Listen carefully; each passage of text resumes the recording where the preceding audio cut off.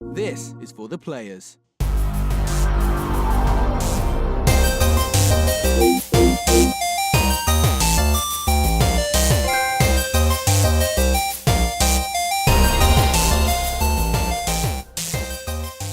I'm Ryan Betson. I'm Josh Saunders. And this is For the Players, the pop culturist PlayStation podcast where 40 years of playing PlayStation and 6+ years in that games media combined, we thought we'd throw our hat into the ring and join that PlayStation conversation. This PlayStation conversation happens every Monday morning at 9 a.m. Australian Eastern Standard Time on YouTube and 8 a.m. on iTunes and all the other podcast services. If you'd like to be a part of that conversation, please join us on Facebook, join us on Discord, comment below. If you're feeling generous, join us on Patreon at patreon.com/thepopculturist. Head over there, check out the tiers. There might be something there that interests you. If you want to show your love for Pop Culturist on your body, you can by heading to thepopculturist.com/shop. We have shirts and mugs and no hats, sadly, and a bunch of things all there. It's all well and good. We should also mention that we are Twitch affiliated, so head over to twitch.tv/popculturists. We're doing some cool things over there. And Josh, before we get into this week's discussions, did you know that this is episode 51? Yeah, I did. So as of because I edit them and name them, and I'm also involved in the show. Yeah. So next week, marks 52 episodes of For the Players, with the first episode kicking off on May 6th, 2017. And technically, we had a couple of little bonus episodes in there. I didn't count. They don't count as but they numbered ones, don't count, though. Yeah. But yeah, a whole year of For the Players. Look how far we've come. How many subs did we have when we started For the Players? Were we were under 500. We're under 500. Yeah. And now we are finally over the 1,000. So thank you very much to everyone. Really, thank you. It's also cool now because we're, an hour-long video obviously fucking sucks to watch. Like, to be honest, I wouldn't watch this but the podcasts are doing exceptionally well, consistently getting more listens than views. So that kind of makes me happy too. Because I always kind of want to push this as a podcast primarily, but we do YouTube, so, faces and stuff. But the podcast is first doing... thing we say in the spiel, so it's... the podcast is doing exceptionally well in comparison to, actual views, so that's really cool. No, I'm really happy. I'm really stoked with where we've come in the last 12 months. And, we'd like to do some cool crap for next week's show. Might do another, community questions or something. I don't know, we do that every week. No, as in maybe a big ass segment of it. I don't know. I'm trying to work out what we can do for cool for 12 months. But comment below. Let us know what we should do for the 12 months. Well, there'll be party hats at least. There'll be party hats. I reckon we should have snacks. Fairy bread. Oh. Safeway cake. I'm totally down for that. Just munch it down during the show. Red cups with that fucking cheap Kirk's lemonade. No, I'll be getting Pasito. Oh, okay. Not Passiona. Pasito. Hey, man. Yeah, right. Yeah. Got that plat. Second. I said it in my Facebook post. I said it was first plat of the year, but that was incorrect because I got the pie platinum. Oh, that's true. You did. I got that God of War plat. Very bittersweet because now I feel like I have no more reason to play it. Mm-hmm. For now, I do think I'll give it another playthrough on the max difficulty just to see how far I can get before I lose my patience.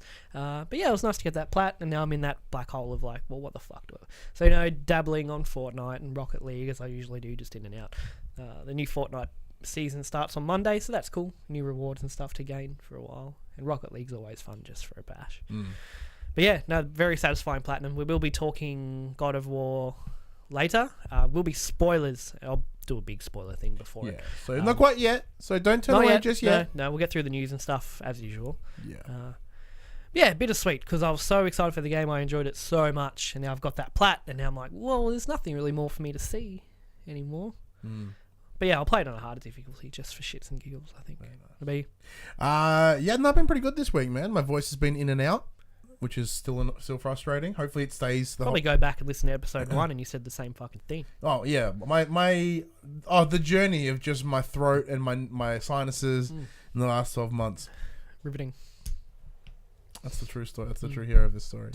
I've not played a lot this week. I've pretty much just been doing that God of War. which I finally got my credits. Credits number 10. 10 minutes before we started. Yeah, about 10 minutes before we started, yep. Well done. No, Was very that happy with intended? that. Like, you're like, well, I need to finish it before FTP? Or? Pretty much, yeah. I'm like, I want to get it done by this. So, Because I saw you playing it at like 6 o'clock yesterday. And then I think you sent me a text about it at like 1 a.m. or something like that. I'm like, you give it a solid session, man. yeah, no, I went I played at 6, and then went and had dinner, did some family things, and then both my stepdad and I, because my mother and my stepfather are here, and my stepdad and I went, well, we're playing PlayStation. I got up, came in here, played God of War. He went into the TV in the lounge and played Assassin's Creed, and we were there until the morning. But yeah, no, I was like, I had more than what I thought I needed to. Like, I thought I was further along, which is good. But I said I didn't feel that I was being like to get it towards the end. Yeah. We'll get onto those specific spoilers very shortly. But other than that, that's pretty much all I've played, because any spare minute has been playing God of War, and I've had not as much spare minutes this week. Because of God of War, I pulled my finger out of my ass and finally watched Ragnarok. Yeah. Thor Ragnarok. Yeah, it was pretty good. Some good laughs in there. Yeah. But then after seeing like the depiction of the Norse in God of War, I'm like, this is fucking sick. And then seeing the Marvel, let's have laughs and stuff like that, I'm like, and they obviously they didn't stick very closely to what actually happens in Ragnarok. Yeah, but it was the Marvel spin on it, and it was an enjoyable watch. I got a lot of laughs, especially the Rock dude. Like, hey man. Korg. Yeah, it's fucking hilarious. Look, the foundations are still there. You can rebuild. Or the foundations are gone. But I was a big fan of the Tribal Revolution. Yeah. If you didn't print enough pamphlets. So only my mum and her boyfriend turned up, who I really hate. I really hate him. And then right at the end, he's like, where's the insectide from? Oh, him. Oh, no, he's dead. I accidentally stood on him, but I felt really bad, so I just carried him around. Oh, we're good. Oh, he's alive. Oh, hey, man. Is this his bed? What were we saying? Yeah. No, I did get a lot of laughs into me, but I know you saw Infinity War this week as well. I did. I'm working on a video for that as well. That should be coming out hopefully Film soon. theory. Yeah. Copyright not intended. Sort of. But yeah, that's pretty much all I've been playing. I'm in the same boat as you now. I don't know what to do. I think you should go for the plat. I'm going to go for the plat. I haven't got a plat in a while, and I'm enjoying it enough to think I should be able to get there. But like you've finished the story, Yes. but you've only seen literally about half the game. No, I dicked around a lot. Yeah, But I know there are realms that sort of like realms-ish that you don't see in the main. correct. Yeah, there's a couple realms that you don't travel to in the main story. There's side missions that take you to many areas that you never even touch on. Yeah, in like the when main you found a story. dwarf that became a dragon. Yeah. So you've seen probably about 65% of the game. There's still a lot to see.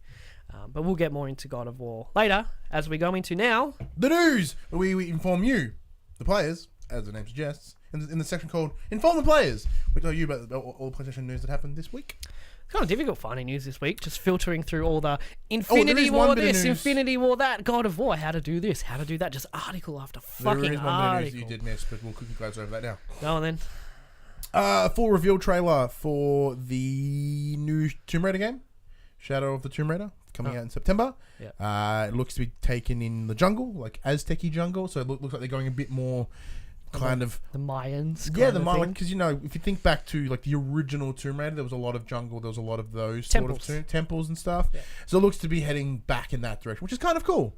After going, the super realistic island, and then this weird sort of one in the middle, and now they've gone sort of back to where they were. I cool. haven't played the other one, so No, cool. Good. Yeah. I am intending to play it at some point. Why don't you? Like, I don't want to pay for it. I only have the second one. I'm not sure. I don't know. Maybe. Maybe.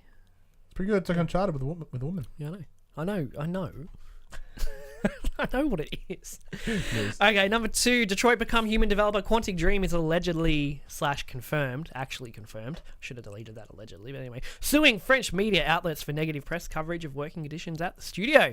Kotaku reports the developer is suing French newspaper Le Monde and the website Mediapart after they published reports early this year on overworked staff and a work environment that allegedly fostered racist, sexist, and homophobic behaviour. The third outlet website called Canard PC has received 2 threatening letters from Quantic Dream, but has suffered no legal action as of yet. At the time of the initial report, Cage called the allegations ridiculous, absurd, and grotesque, and the studio issued a statement on Twitter echoing Cage's denial, stating that inappropriate conduct or practices have no place at Quantic Dream. Le Monde journalist William Audereau maintains that his expose was written sincerely, following a well-documented thorough investigation, respectful of the principle that both sides must be heard. So... Oh, and Detroit Become Human is also gone gold. Yeah, and that too. Silver lining. Well, So I mean... This is like- kind of adding to a discussion that we've had previously, was about, like, the art versus the artist stuff. And we were both quite conflicted about hearing the news that Quantic Dream has sort of had this behavior. But you don't pursue litigation unless you know that you have a chance to win. Yeah, see, I agree on that, because initially I was like, this kind of sours me wanting to even get Detroit, just because of the way they were handling it. And some of the allegations... It was super weird, because they came out just blatantly like, yeah, nope. But also some of the allegations were actually like pretty fucked up. Like really like not okay stuff. Not like, Cage, slapped an ass once or something. It was like really fucked. I'm like, oh, that's not okay. But yeah, to see them like actually going litigious, Litigious? bodacious. I don't think none of those words. Pursuing litigation against Thank them does seem to be, well, maybe it's not all that it seems, because they wouldn't, like you said, they wouldn't have gone this far. Or unless they're like, hey, we're really mad that these came out. Or that too. But you can't, like, there's a fine line between suing for slander or suing for journalism. Because suing defamation? Defamation and slander is someone giving information that actively changes people's perception. So this entirely has defamation and slander potential behind it, because it has greatly affected how people think about Quantic Dream, how people will respond to Quantic Dream. But then it's how also people will purchase Quantic Dream. But there's also journalists doing journalism things, and some of it, a lot, it may well be true. So then it deserves to be known at the same time. So I don't know, the whole I still want to play. I'm still gonna play Detroit, but it really just puts a. But then I can't do the whole guilty before proven innocent. Yeah. Or is that? Yes. Yeah. Instead of the other way around. It should be innocent until proven guilty. So I shouldn't really be like, no, I'm not going to play it because I don't know if it's true. But as we said previously, I want to pick up the game for its own merit. I want people that weren't garbage to be rewarded for their hard work and time.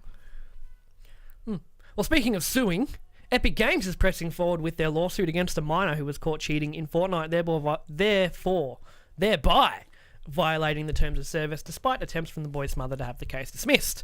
The case was brought to the media's attention last year when Epic sued 2 Fortnite players for cheating. One of the players turned out to be a 14-year-old boy whose mother tried to have the case dismissed in a letter to the court. The latest filing obtained by Torrent Freak reveals that Epic is moving forward with the case regardless. Excuse me. In relation to I fucked up my words here, to the letter, like the case letter. CR is a minor who accepted the terms and conditions of creating an account without parental consent. Epic argues that, quote, this is not correct, citing the precedent of another case that had the infancy defense dismissed because the students involved had to click I agree to the terms of the user agreement, with the court in that instance ruling that a valid contract existed between the minors and the software company because the students agreed to the user agreement. I agree with that. I do agree with that. But I also, they're called minors for a reason, and they don't obviously fully understand, all this, copyright and terms of service and all of that kind of stuff. Yeah. If this was the first of its kind and there wasn't already precedent, then I have a bit of an issue. I'm like, come on, man. But it's interesting that this has happened before, and the court, this is probably why they're pursuing it, because previously someone's done it and they're like, well, it's been happened before. Yeah, but what is there for Epic to gain from this? I think it's pretty much what it is, because going to the next story, it's obviously not money. Yeah, I think it is not sort of a setting example thing, but yes, it sucks balls. Because Epic are pursuing that it is that what the 14-year-old kid did lost them sales and all that kind of stuff. Get fucked with all of that noise. But see, this is the weird line, right? We've discussed this before. With this kid showed zero remorse for it's one of those things. If he was like, "Look, I did it. I didn't mean. I wanted to try it, and like, I'm really sorry, and I guarantee I won't do it again." The kid has done the opposite. That he's fucking doubled down. Yeah. Like in terms of the like, hey, can you like? They warned him. Like they're like, pull the shit, and he's like, no. Like cool. If you want to act like try to be a fucking smartass. This is consequences of your actions. You chose to be a piece of shit. But he's still a minor, so I don't. Sue the parent. Sue the child through the parent. I'd be more okay with that. If the parent needed to consent to the terms and conditions, that parent is just as responsible. Well, that's the whole thing. Is that you do have to be over 15 to accept terms and conditions. In this case, he was not. Therefore, does it really negotiate that contract between the kid and Epic? At the same point, what is the rating of the game? Is it 15 plus? No. It better be if there's terms and conditions involved. Well, it's not. Well, so I'm saying, where's that? Yeah. If the game if it is a big online game and you have to sign terms and conditions to be able to play that game, then you have to have a 15 to sign those terms and conditions. Why is this game being sold to anybody or being downloaded because it's free by anyone under the age of 15? I don't fucking know. They have put themselves in sort of a illegal kind of fuckhole there. Well, they're gonna win because they're gonna win. Yeah. I mean, but I just don't like. Maybe they could be using it as a deterrent for other people who may cheat. Which I think would be good. I think if the people are going to cheat, they're not going to fucking care. They've got like 80 million people playing this game. They're going to be cheaters. Yeah, but think about how many people download movies and people got sued, but people still download movies. I totally download movies. I saw your BitTorrent just before. You're going fucking ham. Yeah. Yeah. I'll still do it, and I'm downloading shows that you can't buy on DVD. It makes me sad. That's still not That's still not going to get you past. But if I could buy it, I'd buy it. Anyway, number 3, Fortnite, keeping with it, has reportedly brought Epic a whopping $223 million in March alone. Still being a free-to-play open beta, this income comes from its Battle Pass and V-Bucks, its in-game currency. According to the gamesindustry.biz, these numbers come from independent research firm Superdata. The estimated total was 73% higher than it was in February. Every week, I say it every week. Every week it's just something else, Whether that's because in March was when Ninja played with Drake and then that exposure just goes fucking think that boom. really helped it, yeah. Ninja broke his record viewers again. Now he's got like 680,000 on his latest stream for this Fortnite tournament that was under his name. $223 million in a month. In a month. We will never see that in a lifetime. $30 was from me. So I bought the Battle Pass for me and Alex. It was $15. But yeah, that's a lot of money. It's a whole lot of money. That is unnecessary amounts of money. For a game that's not even out. Like, it's in beta. It's still classed as early access beta. It's fucking insane.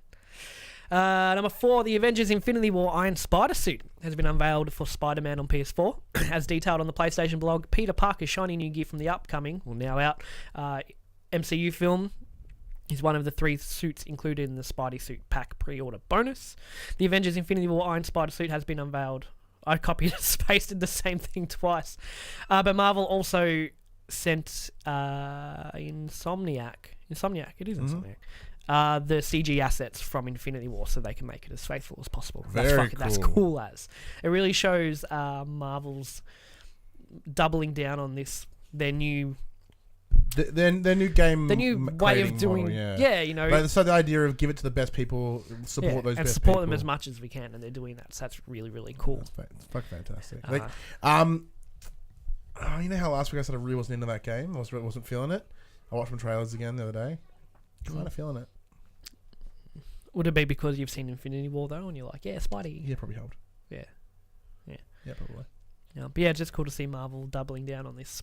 Supporting, being nice. Yeah, being bros. This news I've titled "More Loot Box Shit." Because it is more, but we'll keep talking about it. The Belgian Gaming Commission has ruled that some loot boxes are illegal, following a similar decision recently made by the Netherlands. In a statement released from Minister of Justice Koen Geens, it was announced loot boxes in FIFA 18, Overwatch and Counter-Strike Global Offensive constitutes games of chance, making them subject to Belgian gaming law. The Belgian Gaming Commission has ruled that... What the fuck? I just copied and pasted the same thing again. Good on you. Anyway, those loot boxes are fucking illegal. Like there's no ifs, ands, or buts about it. You cannot sell them anymore in Belgium until they get like the gambling license and all that kind of stuff. Wow. Like they didn't even go, oh, we should talk about it. Like, no, fuck this. Illegal! It's the gavel of justice. That's crazy. Will it ever come to? Will that ever happen in My boys at the door. US and Australia? Probably not. No. But it's cool to see some people still taking a stand. It's great. Even though we don't really have much more to say about it. I think we've exhausted everything we've ever said about loot boxes. It's important to keep bringing it up because it's, even though I'm like, ugh. Yeah, me too. It's very important for us to keep bringing it up. We are no ones, but it's good to keep that sort of news going. Keep it fresh in people's minds. Exactly. Don't let people forget.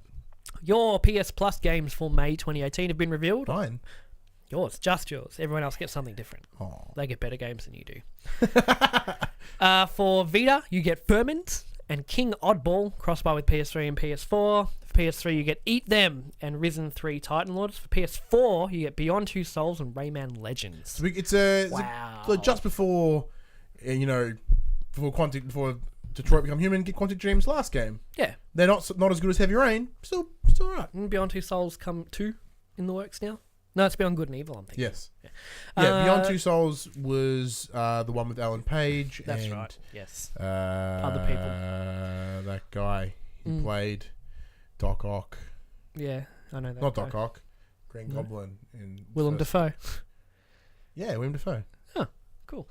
Rayman Legends, though, that game is amazing. Yeah. It is so good. I highly encourage anyone to give that a go. It's just platforming at its absolute best. It's incredible. That's the music timed one, yeah? It is, yeah. All the boss battles for each world are timed to classic tracks. So you got to hit the keys in time with the music. So the first one's Black Betty, Spider Bait. Ram Jam, yeah. I think it's Ram Jam version, but yes. Yeah, maybe.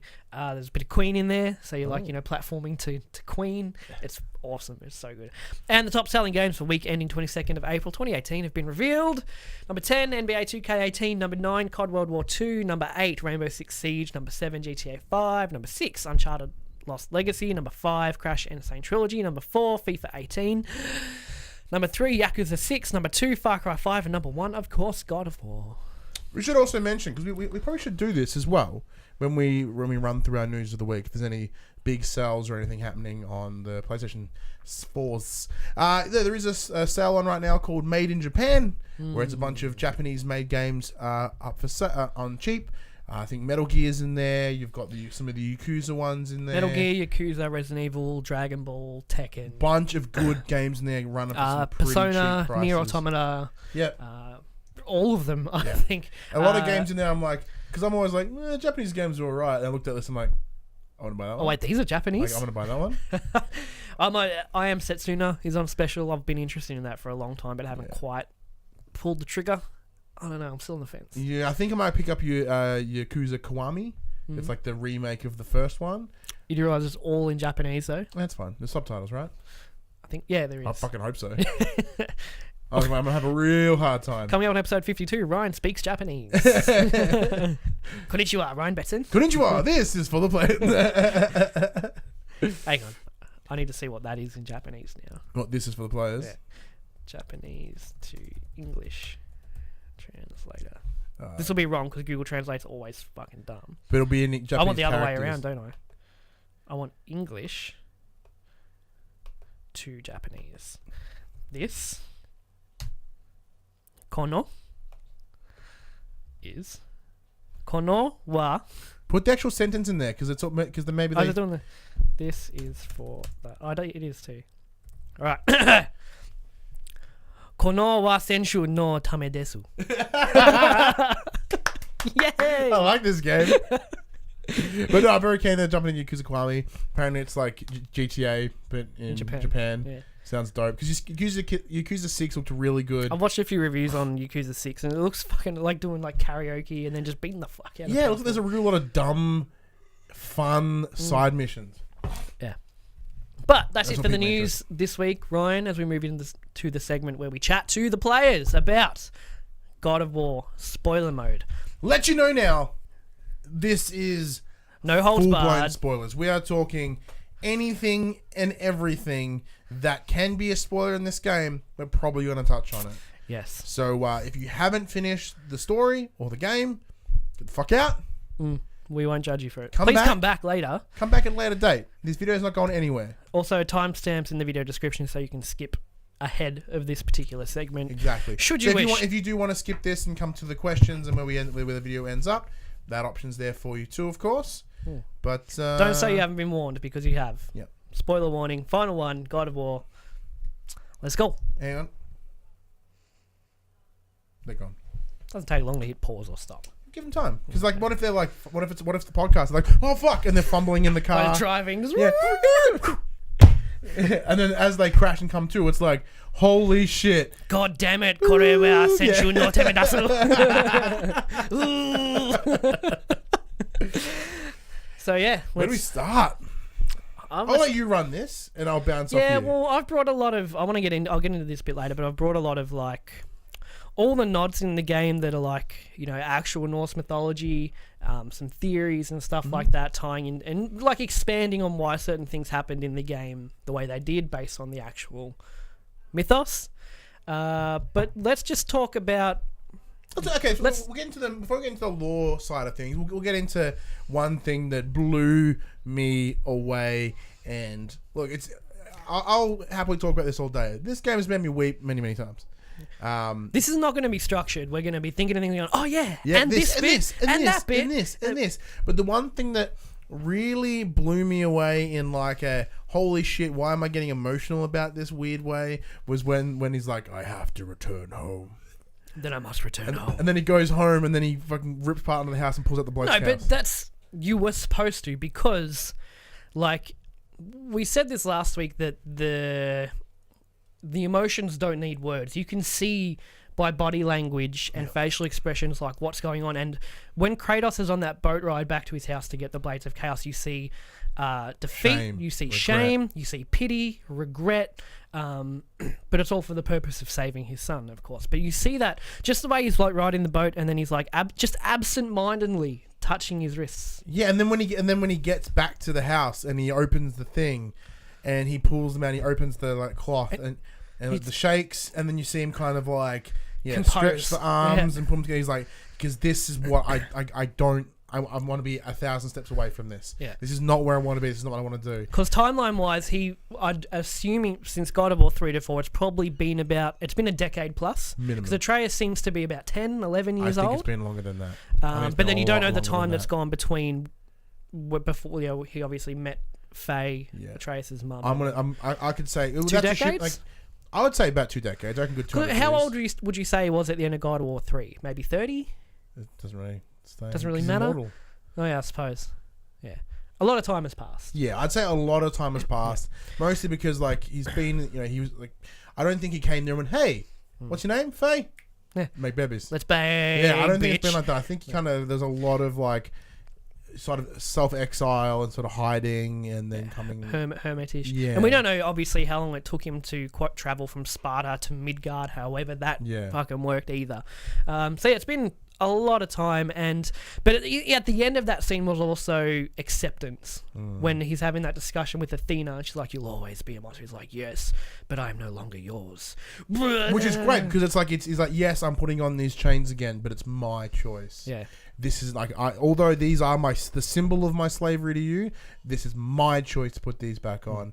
You know, it's a very powerful scene, and seeing him actually, because you've never seen Kratos like scared, and seeing him have the shakes when he's picking, I'm like, holy fuck, like this is really like, and I'm like, yeah, because like for me, because I'm being a big fan of the franchise, I was like, man, I wonder if they're gonna do any major nods. I'm like, what is the biggest fucking nod than the Blades of Chaos? And props to like that didn't come out nowhere at all. Credit to everyone, the internet, everything. However, I did not see that.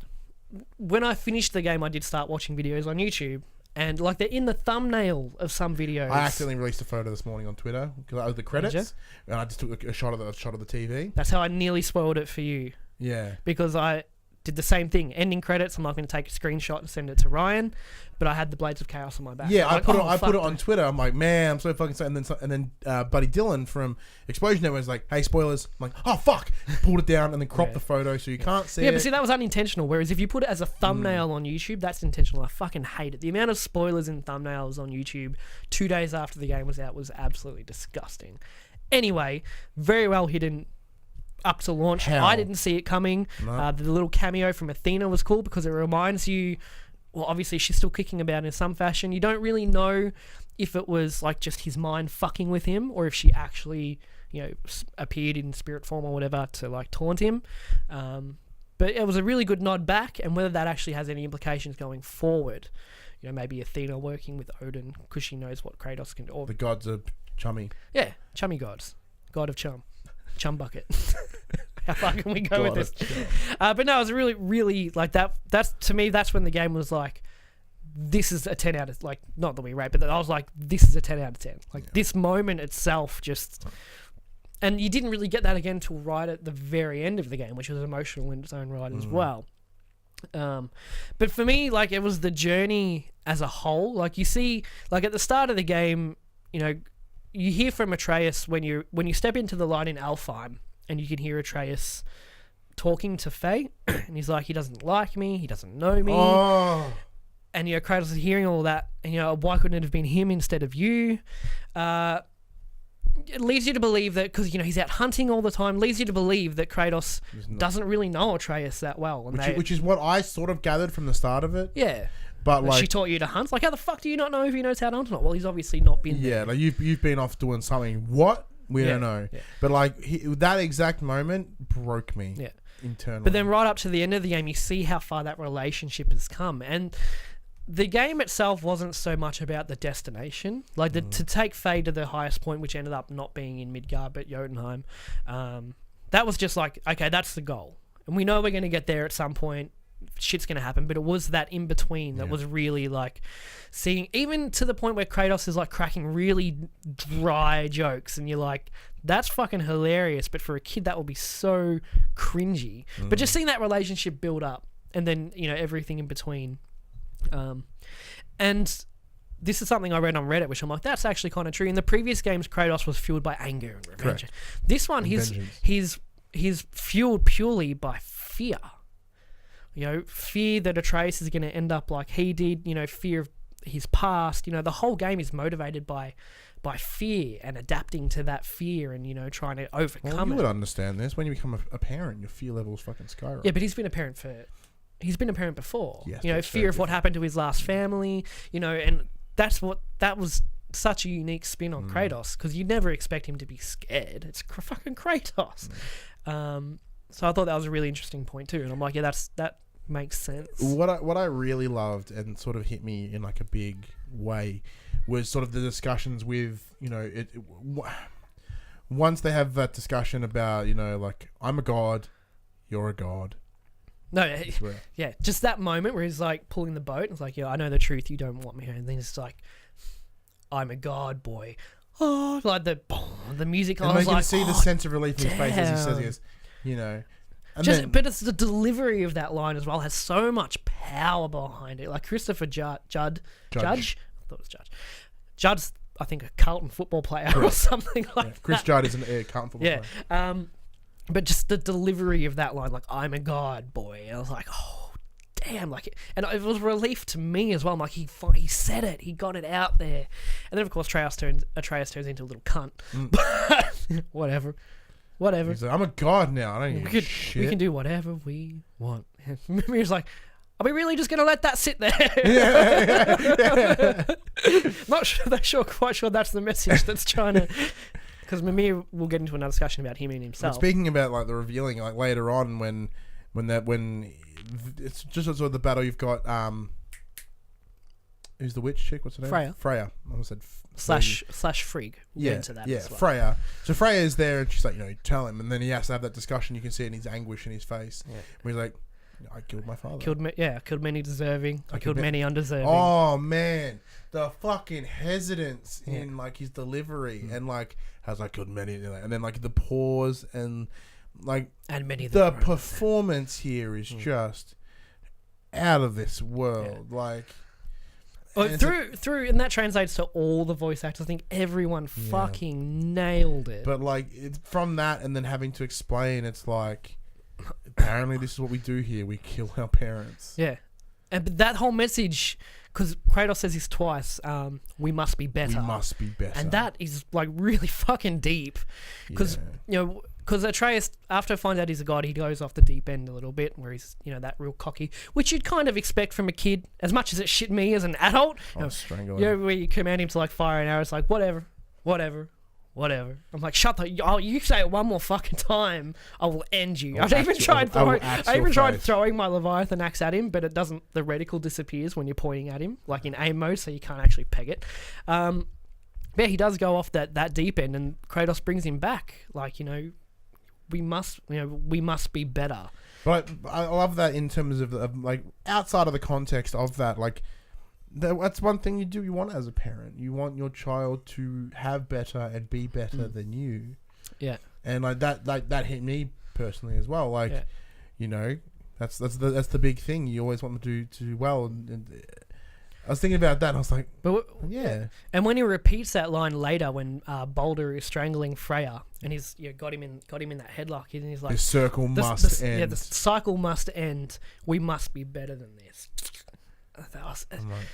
It's just the delivery, and if you really look into the lines, and you see how much Kratos has changed. And something about Kratos changing is Tyr was very heavily involved in the story, even though Tyr was the Norse god of war, and it genuinely seemed the more we learnt about Tyr, the more Kratos was kind of fascinated by.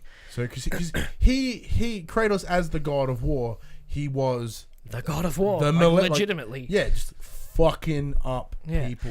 Whereas Tyr was loved and he was benevolent, and being a god of war to Tyr also meant preventing wars from actually happening at all. And it really did seem like that Kratos was eventually kind of fascinated by, because a lot of the time when Mimir tells a story, he's like, whatever. He let a snide remark at the end. He never did, and even to the point where he asked further questions about Tyr. So does that mean blah blah blah? And I found that really fascinating as well. That this revelation of Kratos that all gods don't have to be bad. They can. He just happens to be. He just happens to. And be bad. It's something that's very interesting, which is sort of a good comparative piece. You look at the original God of War games. Now, at the end of the third one, you come to realize that in the first game, where you open Pandora's box, you infect the world with fear. Like, the reason Zeus does what he does is out of fear. So once again, going from this in this one where Kratos is fueled by fear, it's how they've handled that fear differently. Where Zeus's fear was fuck everyone.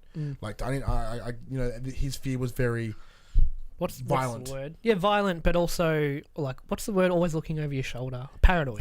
Very paranoid fear. Where like a self-preservation fear, but different.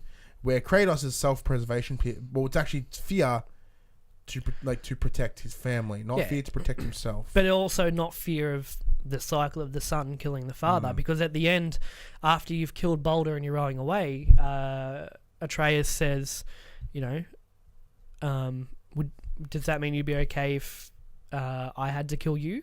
And Kratos is like, if that meant you survived, then yes. That's another thing as a parent. Yeah, really, really, really touching.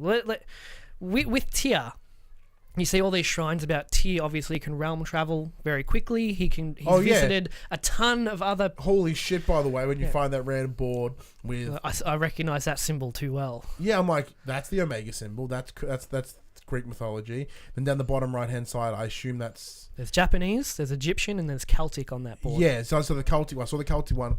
Thanks, computer. I saw the Celtic one. I'm like, oh shit. And then I saw the Egyptian one. I was like, oh shit. And I couldn't pick the one in the corner. Yeah. Japanese. I think Japanese call them onis for the gods, which are like Onimusha. Yeah, Onimusha. So that does heavily hint that all these pantheons of gods exist in that same universe.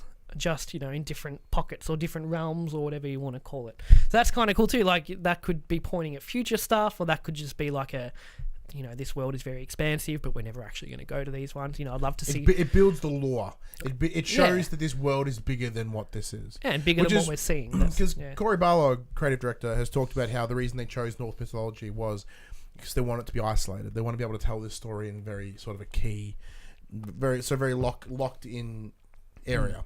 As in, so like the Norse themselves there's not a lot of encroaching external factors outside of like Thor, Loki, and Odin. A lot of people don't really know Norse mythology. Now we should mention as well, like neither of any of those three really appear in the game at all. So Loki's in it for the entire thing. We'll get there. But I mean, as in like as we know them, they're not in there. So you're not being, unless it's someone like yourself who really knows Norse mythology, you're not being distracted by, oh, I know Zeus, oh, I know Poseidon, I know Aphrodite. You know, here it's like, I don't know who that is. That's really cool. So then... And then if you want to dig deeper, you actually see the reasonings why those characters are portrayed in the game that way, because a lot of it translates very, very well, which we'll get into a little bit as well, to like how it actually is. Yeah, so what, like, so with the North thing, not knowing all that information, it's very funneling you down a very strict path. So you're thinking that you're sort of closed in on that world, and then when you enter that that final chamber and you see that it's expected, you kind of go, oh, and then everything just opens up. Like the potential there is insane. I don't think they do Egyptian because Assassin's Creed. Not for a while. But it won't be for a while because I'm going to assume this is going to be a trilogy, just based on what's left in terms of the mythos and how things goes. It's way more than just one more game. Yeah. So I think it'll be a trilogy, and that'll be 2025 maybe, if that. Like who knows? At least another 5 years. Yeah. So I'd imagine if they the sequel to this will probably be a PS5 title. If that's just speculating, but that's a full blown sequel. Yeah, I think we might get some DLC. Maybe they haven't announced it, but they might do like what Horizon did with the Frozen Wilds, just a one-off 10-hour. And here's a new zone. We get our Thor. I think Thor's too big to have as a DLC. I think. But what if it's like a DLC, like Uncharted DLC, like Lost Legacy? What, like a standalone thing? No, just huge. No, then I'd just rather it be part of the whole game. I think. Like what if you go to Asgard? Do some cool shit. You wouldn't do that in a DLC. Asgard is like that. I think that's like the final frontier. You know what I mean? But it was cool, just knowing that all these other gods are out there in some fashion. But I think they did a really, really good job in the inclusion of Mimir and the role he played in the game. Because for the people that don't know anything about the lore, his stories on boat rides were fucking fantastic. And so many times I'd just stop at the dock. I'm like, I'm here, but I want to hear the end of this. Because the delivery is great. Like, the voice actor of Mimir was great. From the get-go, when you first find Mimir in that tree, and you're like going, back and forth, the topic of conversation, here he is. But then when he delivers a line, he tortures me, brother. Like, the way he delivers it, I'm like, damn, like I feel for this guy already. Just the sorrow in his voice when he says, like, Odin tortures me every day. There's no end to his creative cruelty. And I'm like, damn, fucking come on, mate. Let's go have some fun times. But yeah, Mimir added so much to the game in terms of one being comic relief, as were Brock and Sindri, who were also fantastic. But yeah, Mimir just added a lot of good comic relief. Also, he was used as a plot device in some things too. But just being able to world build without it being obnoxious. Yeah, and having him come on the journey really removed any potential staleness from Kratos and Atreus. Not in the way of them as characters, because outside of telling you information, there's no like gameplay system about him. Like you don't use him like a Medusa head or anything. Like there's nothing there that. Well, if you think about it, up to the point where you get Mimir, Atreus will be like, Dad, Father, what's that? I don't know. Then when you get Mimir knows all this stuff. So they have that, Atreus has that good dialogue back and forth. All the questions. He's like, yeah, this is what I know about that. You know, and you kind of, because, if you had 20 plus hours of Kratos going, I don't know. I don't know. And you can't blame him for not knowing. But yeah, Mimir was a great addition. And I really... My theory with Mimir is because how at the end when you get to Jotunheim and you leave him with the dwarves for a bit, they take measurements. I reckon they're building him a body. I'd say so. I reckon that's what they're getting. Why else would they be like measuring him? But on that as well with Freya, at the end where Mimir's like, Freya, like you've been in Jotunheim for longer than you think. And he's like, Freya is like trying to find her Valkyrie wings. I'm like, oh. Fuck, like that's scary. Because I thought Freya was a good character. Probably the weakest, I think, up until the end. Because she did seem very kind of like too video gamey, I think, at some points. But of course, Freya was the wife of Odin. In Norse mythology, she was also queen of the Valkyries. not a lot to say whether she actually was a Valkyrie herself. That's like up because Norse mythology is very much up for interpretation on a lot of things. There's not a lot of like set in stone. This is what everyone believed. So you don't really know if she was a Valkyrie or not. But when Freya and Odin split in the game mythos, he cursed her to not be able to harm anything. Hence why the end battle was kind of sad in a way, because she's watching us kill her son and she can't do anything. She tried taking over Balder, by the way, the stranger. The stranger. She tried, taking over the giant to like stop it, but she couldn't physically intervene. And so she just had to watch you kill her son.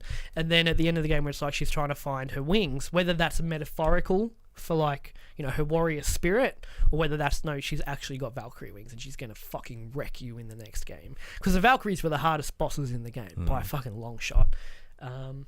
So that was really cool, and that final fight was really cool. And then when you did kill Balder, and she has the lines like, "I will rain every vicious agony," I'm like, oh, I'm scared a little bit. Like there was so much venom. I went the other way. I'm like, I'm gonna fucking kill you. No. She's like, I understand you're in pain, but we've treated you nothing but nice, and this is what you do to me. You haven't really. You can go and fuck yourself. But you haven't treated her nothing but nice. I have. She's treated you nothing but nice. She saved Atreus. She did this for you. She gave you the compass. She did everything for you. And then you kill her son. Yeah, but he said, Kratos gave him the option. Gave him you walk away, you don't do any of this, and you'll be fine. Let me put it this way though. But Balder was an arrogant cockhole. But yes, Freya was sad that you killed Balder because he's her son, but also the death of Balder signals the beginning of Ragnarok. Yeah, I didn't know that. Yeah. So she's also like, if you kill him, like fucking Ragnarok will start, and you did it. Obviously, she's more devastated because it's her son, but it's also the other point is, this is the beginning of Ragnarok, because when you come back from Jotunheim, Fimbulwinter has started, which is the 3-year winter before Ragnarok starts, and that's because you killed Balder. Because in the mythos, Balder was actually very well loved. He was a very nice god, and all the other gods really liked him and all that kind of stuff. But he had like fucking horror dreams of like his sick death and all that kind of stuff. So Freya, in the mythos, went to every realm and made everything swear to never harm Balder, but she never got an oath from mistletoe because it's so genuine, and how could mistletoe ever hurt anything? And it was Loki that got the mistletoe to kill Balder, and Ragnarok starts, which is the same kind of thing here, because Atreus has the mistletoe on his quiver strap. When Balder punches it, it pierces his hand, and that spell is broken, and then he can be harmed again. So yeah, she was sad. She's like, yeah, you killed my boy, you're like, fuck you, but you've just also started Ragnarok. Which is obviously what's happening at the end of the game. Ragnarok is coming, which is pretty fucked up in itself. I liked, there was a theory I read online that Kratos is Ragnarok, and I was like, that's fucking sick. Like, that's so cool. See, because that's the one thing that this game, because I was expecting there would be some sort of, I understand this as a franchise, it's evolved and it's grown, but I did expect there to be some crossover with how the previous games were held, which was rock up, murder all the gods, yeah, and you literally kill 3, technically. 3 lesser gods, but yeah, they're gods. Yeah, Thor's sons, Modi and Magni. Yeah, Modi and Magni. Magni. Yep. Modi and Magni and Balder. So you kill 3 gods, only because they fuck with you. Yeah, exactly. And Kratos in this game, it looks for a fight. Yeah. And right at the start, Balder comes to the house and he's like, I thought you'd be bigger. I thought your kind was supposed to be so enlightened. He thinks Kratos is a giant. Because he's looking for Faye. Because Odin knows Faye is a giant and can get to Jotunheim. And Odin wants to get to Jotunheim, so he sent Balder to find this giant. Kratos opens the door and he thinks he's a giant. He's not referring to Kratos as the Greek god. I thought he knew him as the god of war. He has for the whole game, he has no idea who Kratos is. Freya knows because she calls him Kratos, and Mimir says, I'm traveling with the ghost of Sparta. Balder has no fucking idea who you are at the start of the game. I thought you'd be bigger because you're a giant. I thought your comment would be so enlightened because giants were thought of themselves as very, above beings. Oh, fuck. Bam! Yeah? So, yeah. Why are there two beds in there? You know, what are you hiding? And even when you're fighting him, he's like, why won't you die? Because he thinks you're a giant. He doesn't know you're a Greek god.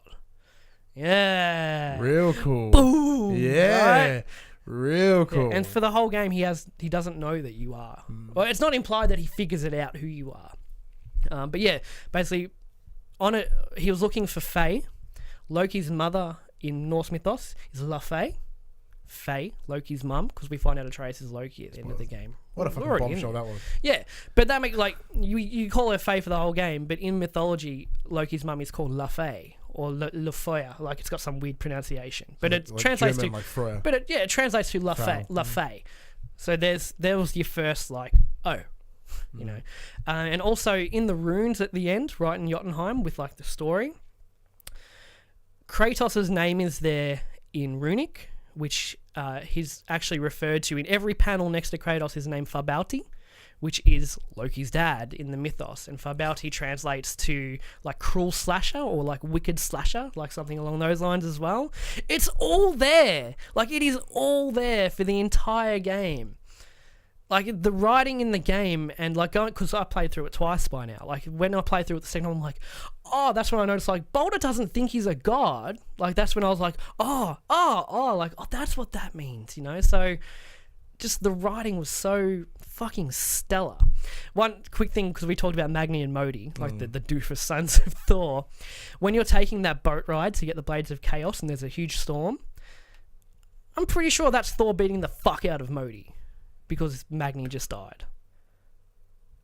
Oh. Because it's a weird time for just a storm to pop up, right?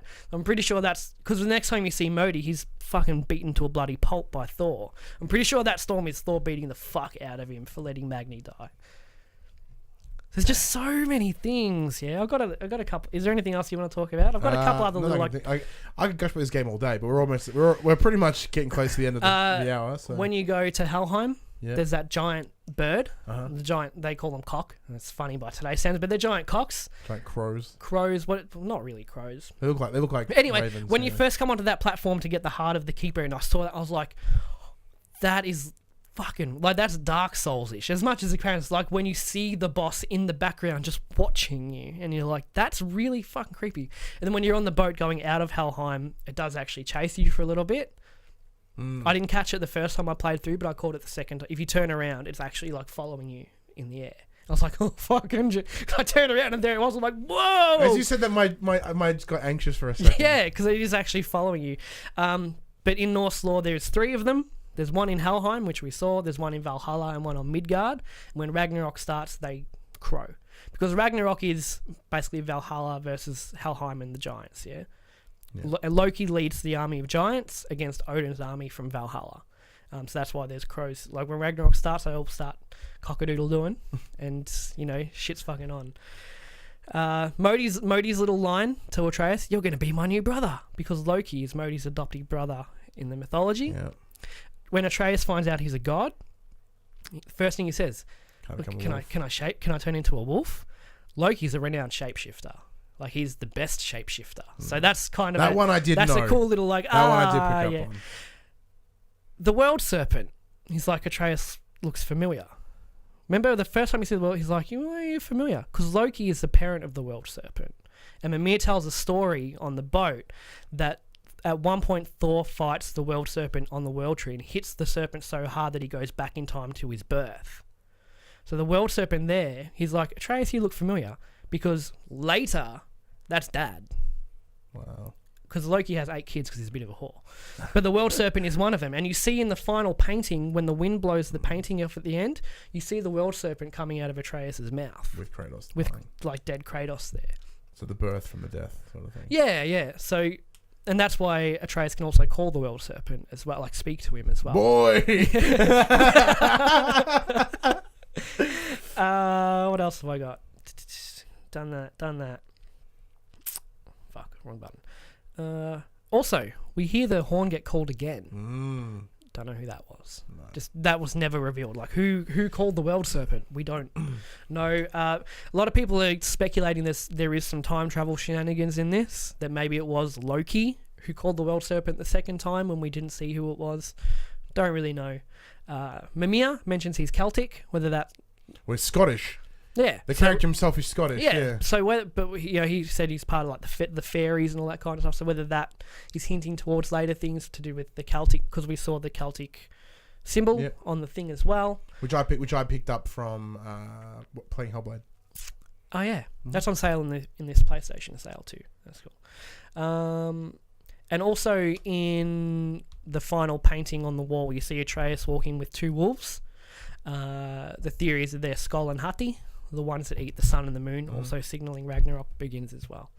So there's a whole fucking lot in there that if you know the mythos, you're like, cool, that makes sense. But if you don't, it's fucking awesome anyway. And Mimir will probably tell you, and it's enough for you to go, oh, cool. As for the next games, I think Thor will be the boss in the next game, and then leaving Asgard and Odin right up to the final game. Assuming it's a trilogy, which I think it will be. I don't know why. There's just so much more to kind of get through that for it to be in one game seems like it's not enough time. In an interview, Corey Barlog has mentioned that when they started writing the script for the original draft for this, they had Thor and Odin and all the big dudes in there, and they went, "Hey, this is the second game. Keep that aside. Keep it. Put it aside. Yeah, we don't want to tell this story yet because we don't want to overshadow what we're trying to do here. Yeah. Come back to that. Yeah, that's really cool. And even all the side quests, like you said, you found the dwarf that was turned into a dragon. That's all part of the mythos as well. Like even the side quests and all the areas that you go to, they're all referenced. Like they all have a reference to. I think it's called the Poetic Edda, which is like the quote-unquote definitive like Norse guide written by some dude a long time ago. But yeah, it's all there. So like all the inspirations are there, and I think it's just really cool. Just how deep they went, like right into it. Which in a way, you can kind of pick what might be going to happen later. I kind of think that the next game we're going to get Psycho Kratos, because I think at the end of the credit scene where Thor shows up, I think he's going to take Atreus, because they're adoptive brothers in the mythos anyway. I think he's going to take Atreus back to Asgard, where time is different, and then he goes on his rampage to get to Asgard to save him, but by the time he gets there, Atreus is fully grown up by that point in time. That's just my theory, but I reckon... See, and that would bring in the whole fuck all the gods to get to my objective. Yeah, because Loki is known as the trickster god, and Loki actually inadvertently started Ragnarok as well, because he would cause the death of Balder in the mythos. Yeah. So I think, Thor takes Atreus back to Asgard because, one, Odin wants Atreus because he's a giant, because Odin wants to get to Jotunheim, and two, he seems to have some kind of runic powers of a kind, because when he touches things, they like light up, and he's got all the patterns on his body. So I think, and Odin will bring up Atreus, but Atreus turning to Loki, being the trickster god, will start fucking things up from the inside as Kratos kind of comes in from the outside. Maybe. I love the idea of him as Ragnarok, though. Oh yeah, when I read that, does anyone think that the end of all maybe things. Kratos is Ragnarok? I was like, damn. Well, that's the same thing. So that's the this is what I love, and we talked about this previously. Like the Omega symbol means the end. He's the end of things. Yeah. And then if he's rocks up and takes on brings in Ragnarok, the end of Valhalla, the end of Asgard, that sort of shit. Yeah. But Asgard isn't a place; it's a people. Fuck off! Fuck right off with that. Side note, that's from Thor Ragnarok. Spoilers for Infinity War. The first scene is literally Thanos just murdering everyone. Yeah. So Asgard's a place of people. People are dead. yeah, they're gone. Yeah. Well, you see Thanos' ship in the post-credit scene of Ragnarok. And the next, from the start, the digital side of the movie is Thanos on board that ship with a bunch of dead fucking people. Cool. Yeah. Look, I love this game, man. This game is by far one of the best games I have ever and will ever play. I can gush about it in a different way. This discussion was supposed to be about those spoilers, not about why we loved it. It's about here's more information to enhance the experience for you. I've never been so emotionally invested in a game, from start to finish. This is this is a game you have to see the end to. You can't play enough. Like, I think I've got it. So I like. That's why I'm so glad that we like you made sure you finished it before you put your review on it, and I'm the same. Because like you cannot play 20 hours. You can't play 30 hours. You can't play fucking 40 hours of this. And you have to see it literally to the end before you can make it. Even if your statement is it's a perfect game, and then 40, you're only 10 hours in. Yeah. No. But it's because it get like the whole way through. There's always something new that's kind of happening, and the revelations don't end until the end of the game. Like you don't find out Atreus is Loki until the last 5 minutes of the game. Almost the last second. Obviously the Thor post-credit scenes there as well, but yeah, you've got to get all the way through it. Yeah, the story is fantastic. The performances are fantastic. The game is visually fantastic. The gameplay is fantastic. Everything about this game is fantastic. As I said, both for a lot of people, 10 out of 10 isn't a perfect. Perfect game doesn't exist. This game is pretty much there. Yeah, look, there are a couple of things that I'm like, yeah, okay. Like the gearing thing, I'm like, I had fun with it. I had fun with it, but it didn't feel necessary. Having said that, I don't think it was too deep. I don't think it was in the way. I did enjoy making Kratos my Kratos. Yeah, I think it will play a lot more on a harder difficulty when you actually have to worry about your stats and build a certain. Yeah, do I want a certain build? Do I want to be strength Kratos? Yeah, do I want to specialize in my runic and cooldowns? Or if you're heading into like Nilfheim, which are the Black Elves, Dark Elves, right? Yeah.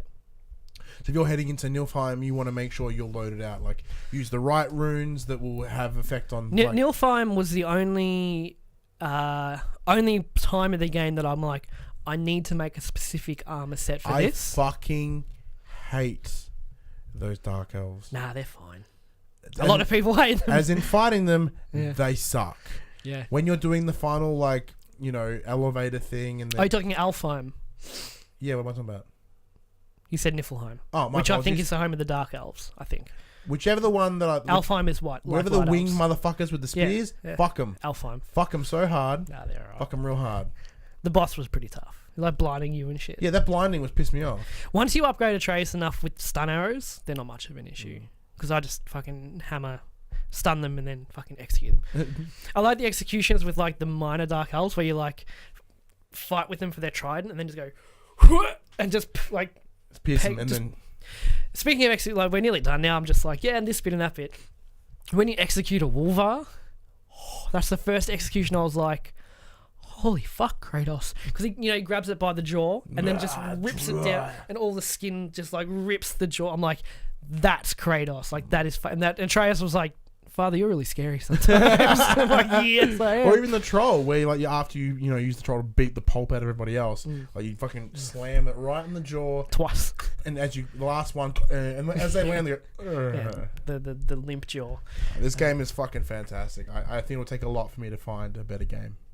It really is like the game of the generation, because unmistakably, Horizon I think was, but it was a new IP, yeah. But this is such an evolution for the franchise and done in such an incredible way, in a meaningful way as well. Horizon was new to the party. Really cemented a good new IP for Sony, whereas God of War is like, we're still here, we're back, and we've learned we can hang with everyone else. And and as on the nose it could possibly be at the end of it when they are at the top of the mountain and like, man, you actually told a good story. Yeah.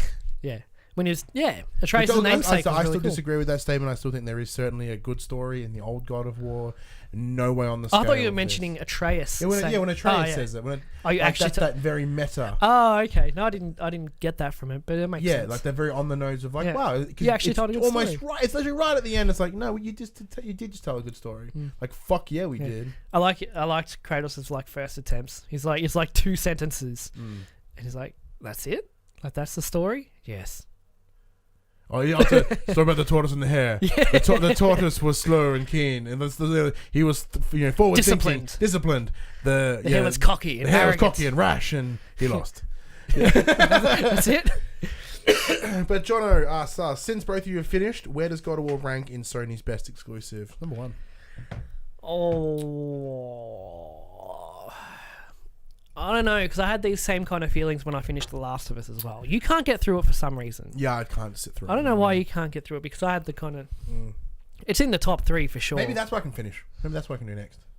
What, started up again for the No, I'm 7th time? just keep going from where I am.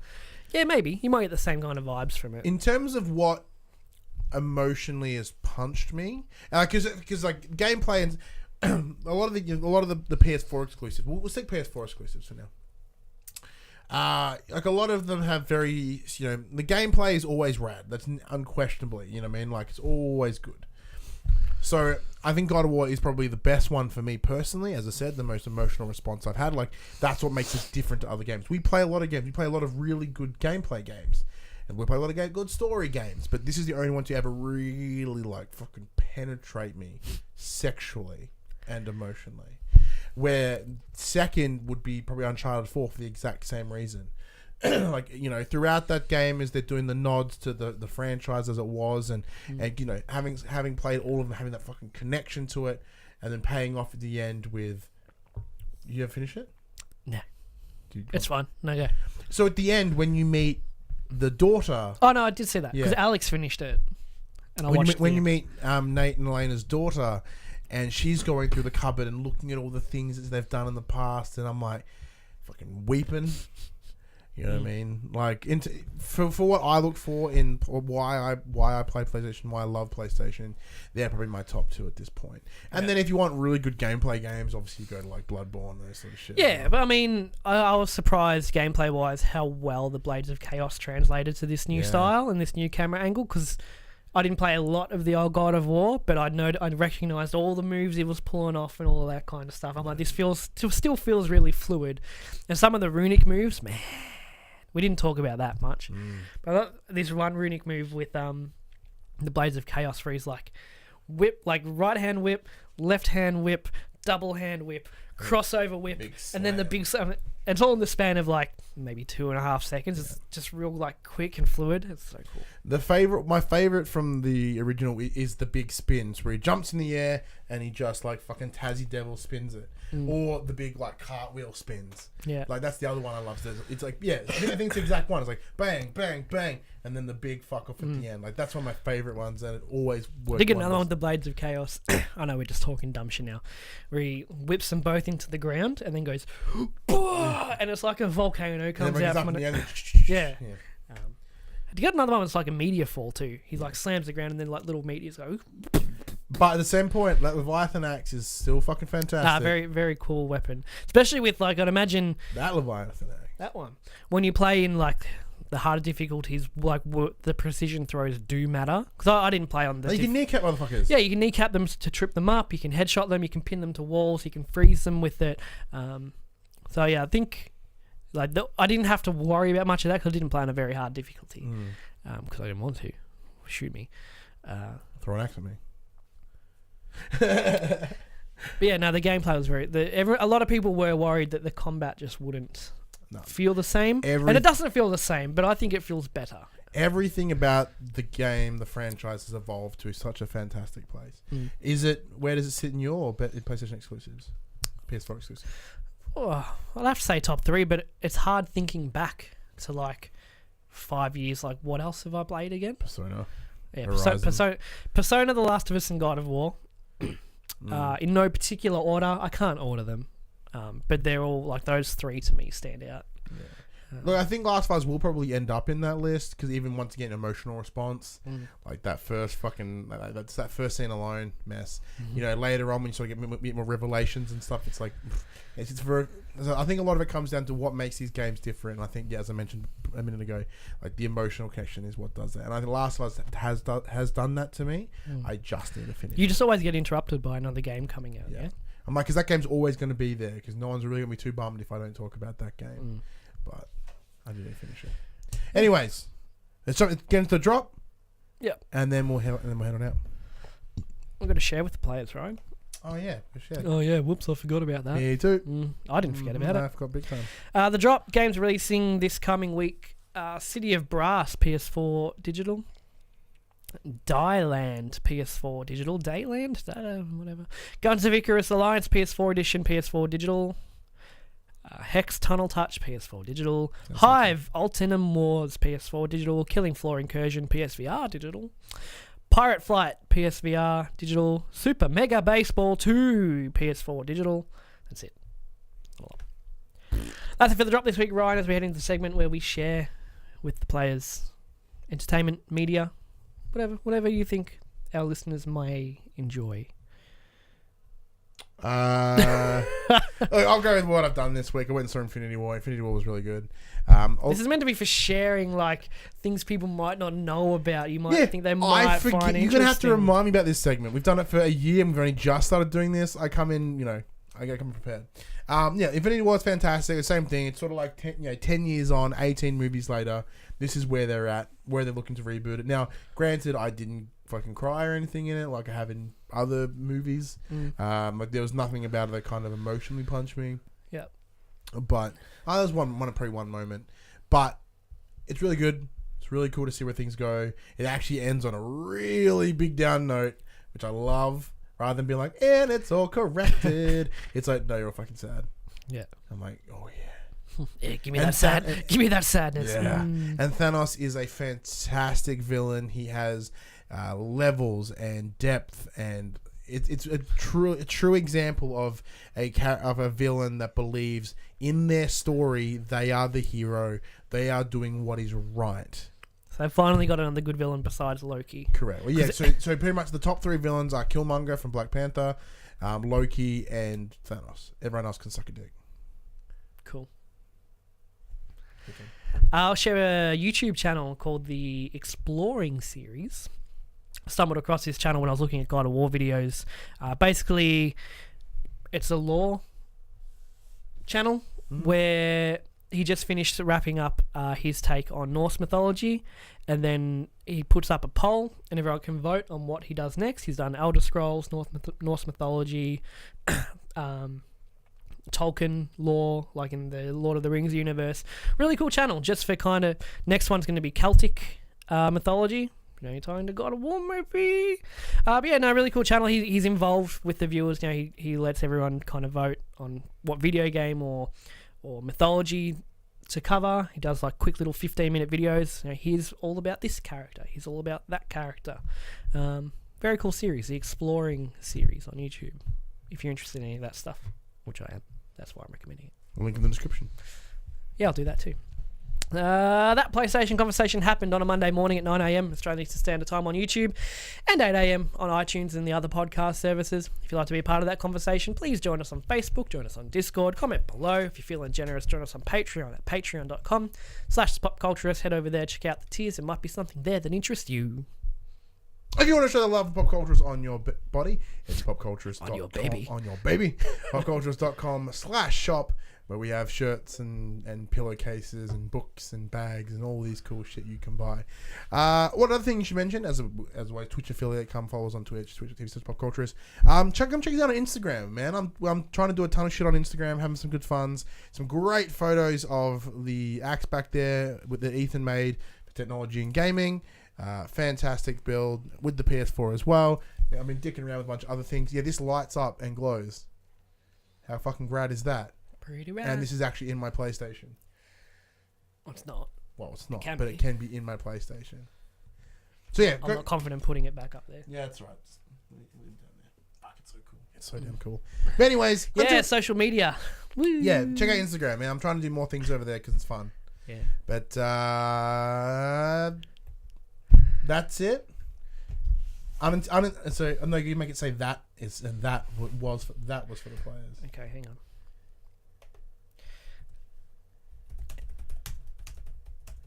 Oh, these are words I don't know, Ryan. All right, and until next week, Sora wa Senshu na Tamadara. Oh, come on, you didn't even try. Because I felt that would be racially insensitive. Sora wa Senshu no Tamadara. Until next week, I'm Ryan Betson. I'm Josh Saunders. And that was for the players. In Japanese.